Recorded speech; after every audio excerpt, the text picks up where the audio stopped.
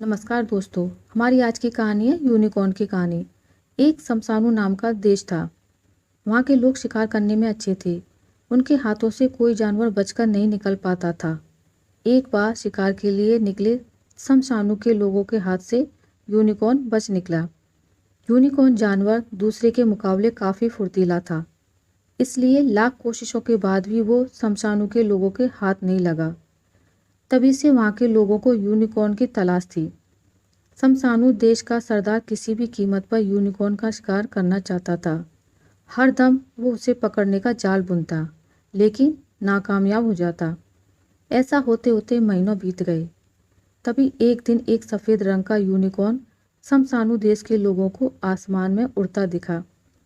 वो यूनिकॉर्न जैसे ही जमीन पर आया, लोगों ने उसका पीछा करना शुरू कर दिया।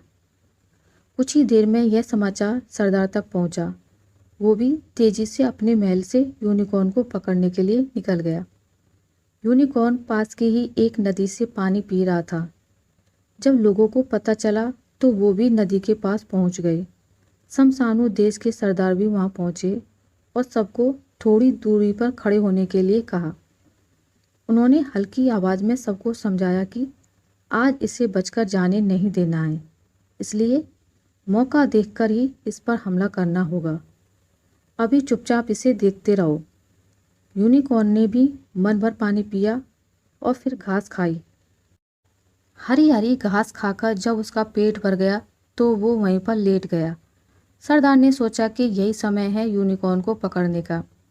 उसने लोगों को यूनिकॉर्न को पकड़ने का आदेश दिया। सब एक लंबी सी रस्सी लेकर आए और उसे यूनिकॉर्न के गले में डाल दिया। फिर आगे और पीछे के पैरों में रस्सी फंसाकर उसे खींचने लगे। तभी यूनिकॉर्न की नींद खुल गई। गले और पैरों में रस्सी देखकर यूनिकॉर्न ने चिल्लाना शुरू किया। आखिर यूनिकॉर्न की मदद के लिए कौन आता? सभी लोग उसे पकड़कर ले गए और पिंजरे में बंद कर दिया। यूनिकॉर्न को पकड़ने से सरदार बहुत खुश था। उसने शाम के समय जश्न रखा। सभी लोग खुशी में झूमने लगे। जश्न के बीच में पिंजरे में कैद यूनिकॉर्न को भी लाया गया। तभी पता चला कि पास के ही किसी इलाके में आग लग गई है। देखते ही देखते आग विकराल हो गई। लोग अपनी जान बचाने के लिए चीखते चिल्लाते हुए भागने लगे। लोग आग को बुझाने की कोशिश कर रहे थे, लेकिन आग बढ़ती जा रही थी। पिंजरे में बंद यूनिकॉर्न भी आग देखकर डर गया। वो फिर जोर जोर से चिल्लाया। इस बार उसकी मदद के लिए एक लड़का सैम आया। उसने यूनिकॉर्न से कहा, तुम चिंता मत करो, मैं तुम्हारा पिंजरा खोल दूंगा। बहुत ताकत लगाने के बाद 5वीं बार में सैम पिंजरा खोलने में कामयाब हुआ। जैसे ही पिंजरा खुला, यूनिकॉर्न अपनी पीठ पर सैम को बिठाकर आसमान में उड़ गया। सैम ने ऊपर से देखा तो आग बहुत भयानक लग रही थी। उसने यूनिकॉर्न से पूछा, क्या तुम हमारी मदद नहीं कर सकते हो? देखो, आग कितनी फैल रही है, लोग मर जाएंगे। सैम की बात सुनकर यूनिकॉर्न आसमान से ज़मीन पर उतरा।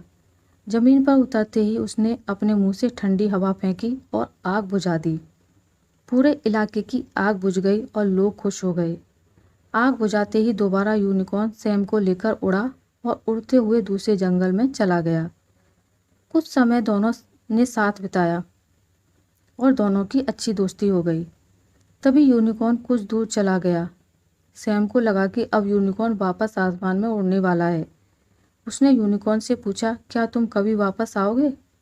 सैम को इस सवाल का कोई जवाब नहीं मिला। यूनिकॉर्न कुछ देर रुका और आसमान में उड़ गया। सैम भी दुखी मन से अपने घर लौट आया। लोगों ने उससे यूनिकॉर्न और यूनिकॉर्न की सवारी के बारे में पूछा। सैम ने यूनिकॉर्न की खूब तारीफ की, लेकिन मन ही मन सैम दुखी था। सैम हर रोज़ उसी जंगल में यूनिकॉर्न से मिलने की उम्मीद में जाता रहा, लेकिन यूनिकॉर्न वहाँ वापस कभी नहीं आया। आप जब दूसरों की मदद करते हैं तो वो भी आपके और आपके अपनों के लिए मदद का हाथ बढ़ाते हैं। आशा करती हूँ आपको मेरी आज की कहानी अच्छी लगी होगी। अगर आपको मेरी आज की कहानी अच्छी लगी है तो इसे लाइक करें, ज़्यादा से ज़्यादा शेयर करें और अगर आप मेरे चैनल पर नए हैं तो इसे सब्सक्राइब करना ना भूलें। मिलते हैं एक नई कहानी के साथ, तब तक के लिए नमस्कार।